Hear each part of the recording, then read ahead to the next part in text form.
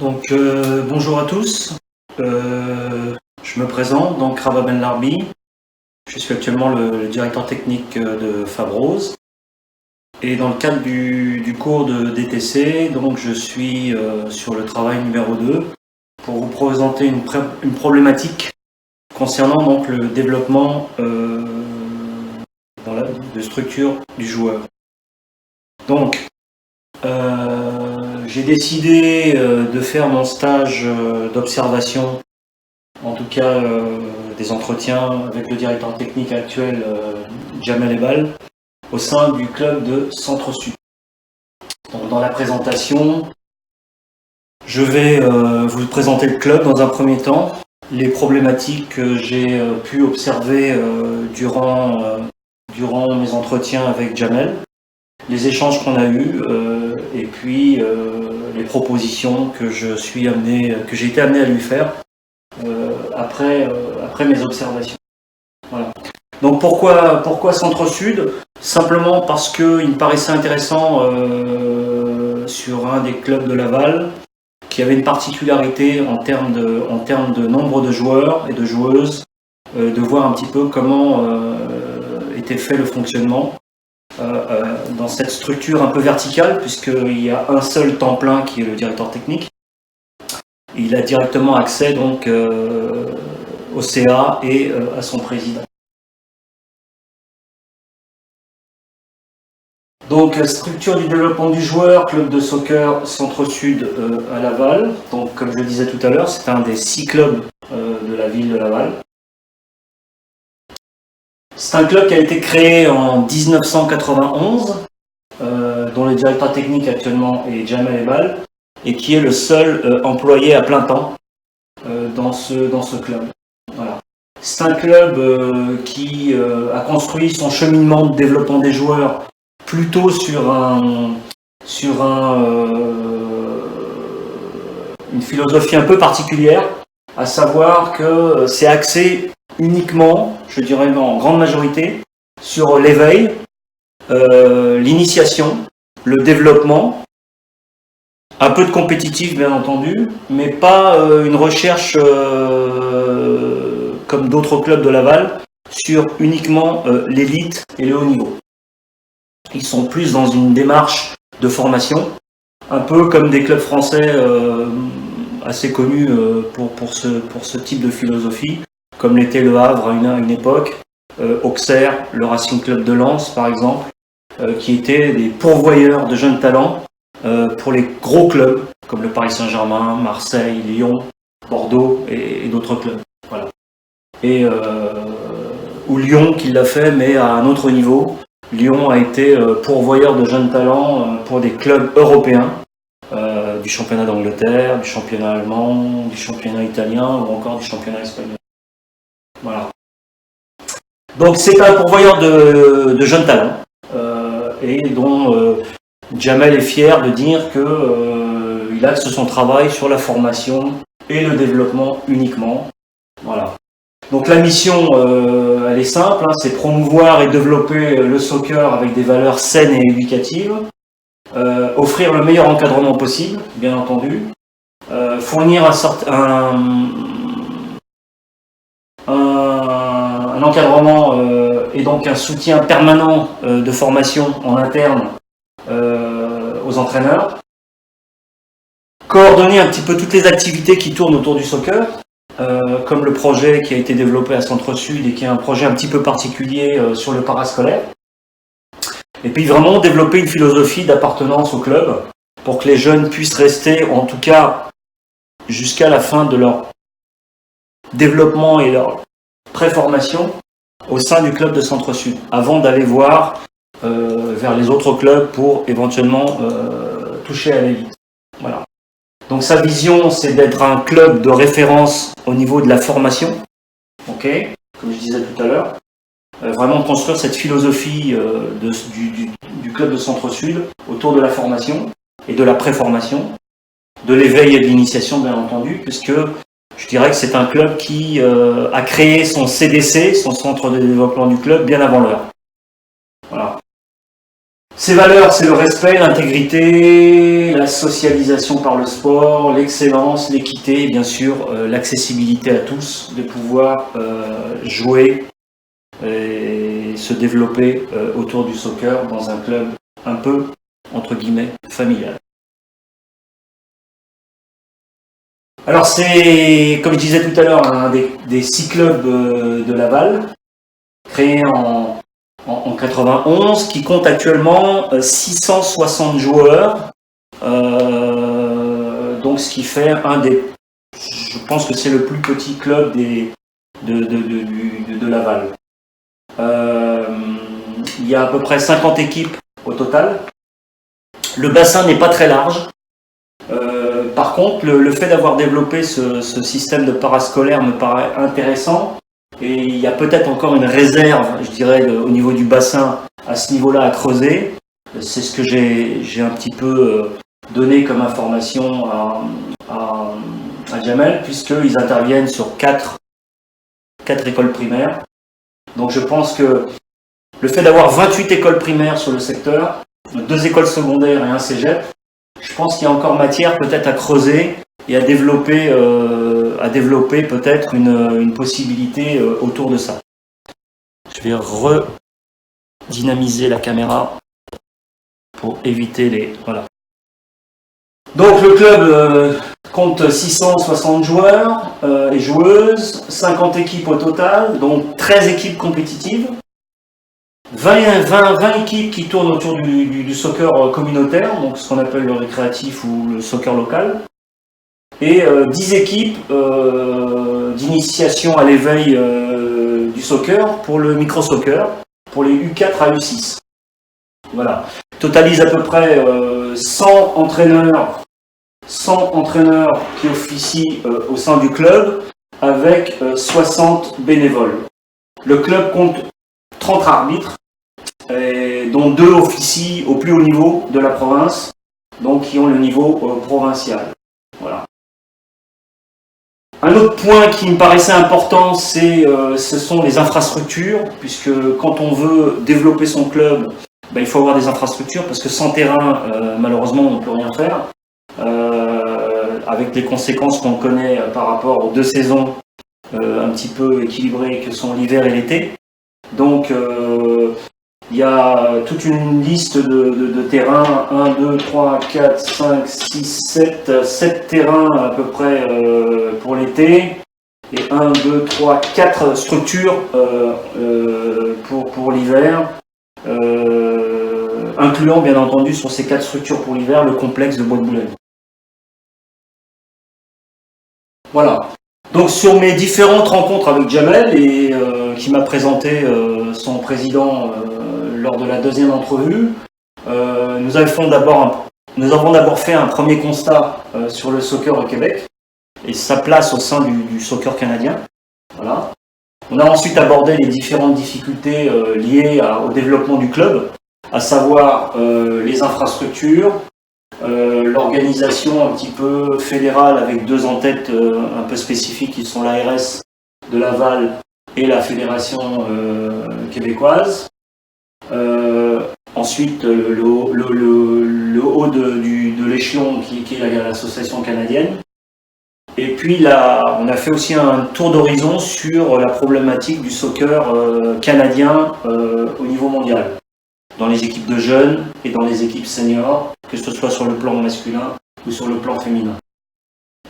Et puis surtout sa difficulté depuis ces dernières années en termes de résultats sur les compétitions de jeunes à l'international, que ce soit les Coupes du Monde U17 et U20, et les championnats continentaux U19, U16, etc. etc. Voilà. Donc, comme je disais tout à l'heure, le club s'organise autour de 4 grands volets, qui est donc l'éveil et l'initiation, le développement et la compétition, le soccer de base récréatif ou communautaire, et l'élite, quelques compétitions, quelques équipes d'élite pour performer un petit peu vers l'excellence. Voilà. Mais toujours dans un souci uniquement de formation, de préformation et de développement. Ensuite, on a échangé sur la place que pourrait avoir effectivement Centre-Sud dans le paysage du soccer québécois et notamment de Laval, avec bien entendu, dans le cadre de la reconnaissance des clubs au niveau national, c'est un club qui n'a pas fait cette démarche, qui est plutôt sur une démarche plutôt provinciale ou régionale. Voilà. Qui colle complètement au fait qu'il souhaite vraiment s'orienter vers la formation et le développement. Voilà.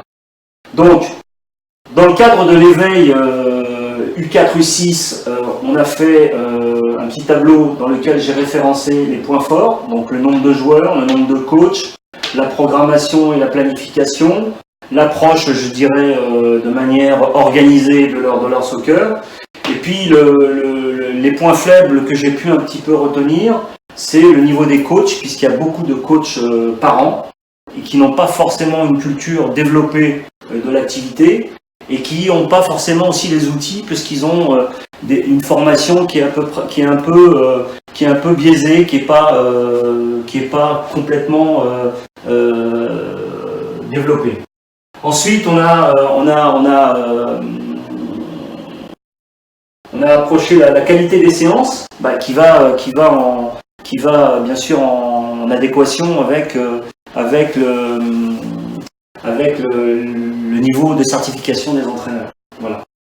Et aussi, je lui ai soumis un point qui était pour moi important, c'est que dans les séances qu'il mettait en place, et sur lesquelles on a échangé, je trouvais qu'il n'y avait pas un aspect qui paraît pour moi fondamental dans le cadre du développement des jeunes joueurs, c'est l'approche cognitive dans les séances d'entraînement.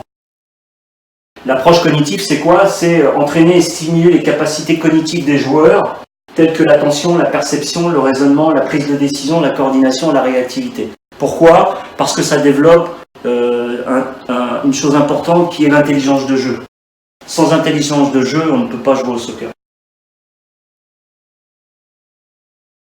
Le deuxième volet qu'on a abordé, c'est la partie un peu équipe compétitive qui démarre en U13 jusqu'en U18.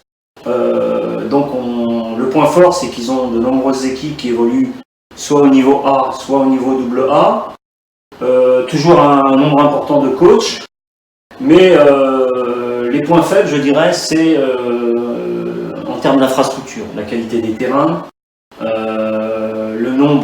le volume insuffisant, je dirais, d'heures de pratique, que ce soit en hiver ou en été, parce que ça me paraît important quand on veut développer, faire du compétitif, d'avoir au minimum 3 séances par semaine, voire 4 pour le haut niveau, mais au moins 3 séances par semaine plus le match. Voilà.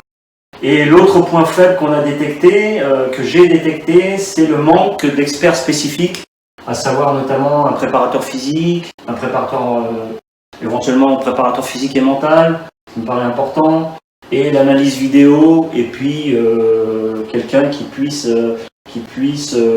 faire un feedback sur les séances et l'analyse des matchs par la vidéo. Voilà. Donc ça me paraissait important. Donc les recommandations sur ce type de problématique, c'est le nombre insuffisant de séances qu'il colle à la réalité de la formation. Parce que si on veut former et si on veut développer, 1 à 2 séances ne suffit pas. Voilà. Donc, comme on veut être club formateur et puis coller à la réalité, il faut mettre les choses en face, c'est-à-dire un minimum de 3 à 4 séances par semaine. Voilà. Peut-être avoir une formation beaucoup plus soutenue en interne pour les éducateurs, et puis accentuer effectivement tous les moyens humains et financiers sur le CDC pour vraiment rentrer dans la qualité et la quantité de travail pour pouvoir aider les jeunes à se développer beaucoup plus rapidement. Voilà. Donc ensuite, c'était sur les équipes récréatives. Donc c'est un bassin important, une population importante. Les points faibles, je dirais que c'est toujours en termes de structure, c'est assez insuffisant. Et puis la qualité aussi, il y a quelques terrains naturels qui sont vraiment à la limite du praticable. Voilà. Et peut-être axer beaucoup plus le bassin sur le récréatif pour pouvoir justement détecter les jeunes talents, puisqu'on sait que plus la base est large, plus on aura de facilité à détecter les jeunes talents. Voilà. Sur les points faibles, voilà, c'est expliqué. Sur les recommandations, c'est de développer la base de la pyramide récréative.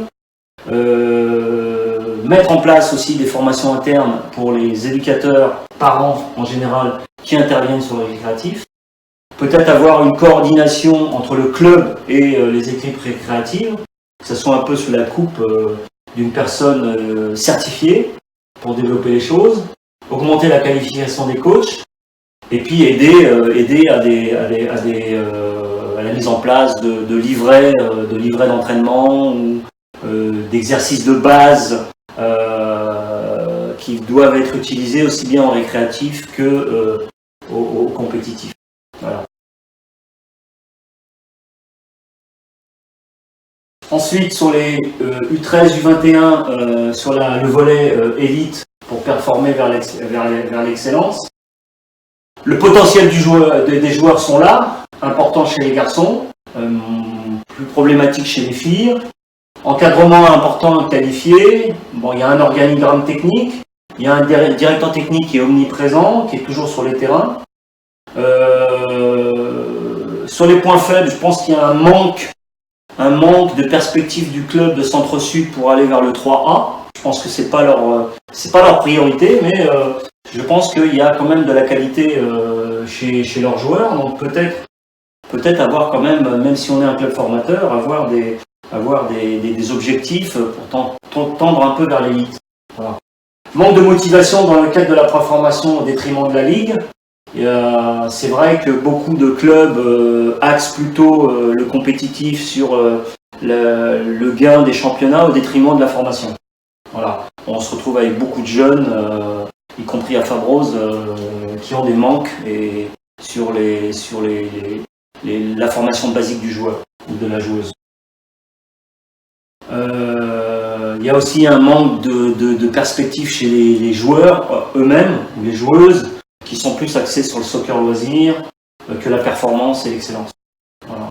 Je pense qu'il faut également qu'il y ait un recrutement des experts dans ce type de club, où la place de la coordination, du travail physique est important, sur le développement de base, puisqu'on sait que les acquisitions sont importantes à partir de 6-7 ans jusqu'à 12-13 ans. On a des acquisitions de base qui sont hyper importantes. Donc quand on a des experts en préparation physique ou en analyse vidéo, c'est important pour faire évoluer les mentalités. Donc peut-être aussi créer au parallèle du CDC qui existe dans ce club-là, d'avoir une espèce de volet pré-formation bien identifié, avec un nombre de séances bien sûr toujours suffisantes, parce qu'il ne s'agit pas de créer un CDC ou un volet pré-formation avec une seule ou deux pratiques à la semaine, ce qui ne servirait complètement à rien. Et puis peut-être avoir un volet supplémentaire qui soit toujours géré par le club par rapport au futsal, parce qu'on sait que beaucoup d'acquisitions techniques sont facilitées par l'apprentissage du futsal. Voilà.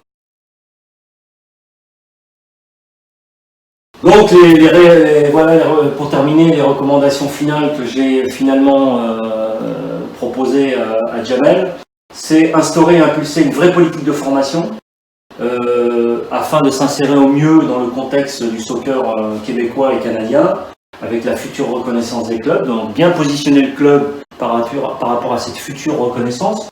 Donc ce club-là qui fait le choix de la formation, du développement, de l'initiation et de l'éveil, il se positionne sur une licence provinciale ou régionale qui colle complètement à sa philosophie, puisqu'ils veulent être pourvoyeurs de jeunes talents. Voilà. Ce qu'il faudrait peut-être qu'ils mettent en place aussi, ce qui est important dans le projet du club, c'est un modèle de jeu qui soit accessible à toutes les équipes, même sur les équipes à soccer réduit. Hein. On peut avoir des systèmes de jeu dans le soccer à 7, dans le soccer à 9, et préparer donc un vrai modèle de jeu pour le soccer à 11. Voilà, ce qui me paraît important, c'est de donner des principes aux joueuses, aux joueurs, sur les principes défensifs, les principes offensifs, et vraiment les temps importants, comme la transition offensive ou défensive, dans le jeu du soccer. Voilà. Peut-être aussi réorganiser un peu le club en termes de département. Il manque un département communication, marketing, peut-être un département relationnel et développement avec des signatures de partenariats avec des clubs locaux. Hein, on peut imaginer qu'il y ait des partenariats entre les clubs qui font l'élite à Laval et aux alentours à Montréal. Et puis aussi un partenariat avec un club professionnel qu'on connaît ici, puisqu'il y a la PAC de Montréal. Et puis après, développer à l'international avec des clubs étrangers pour justement participer à des tournois ou des choses comme ça. Voilà. Et donc avoir une dimension de club par rapport à la lisibilité du club et à son image.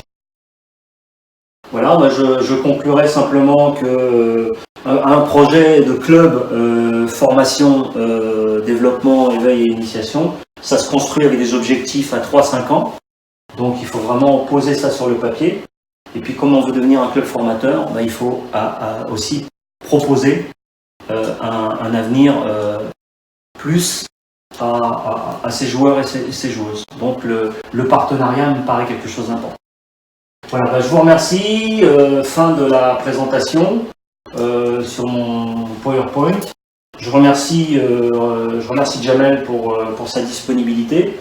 Et puis son président pour m'avoir également reçu sur un entretien. Voilà, merci à vous.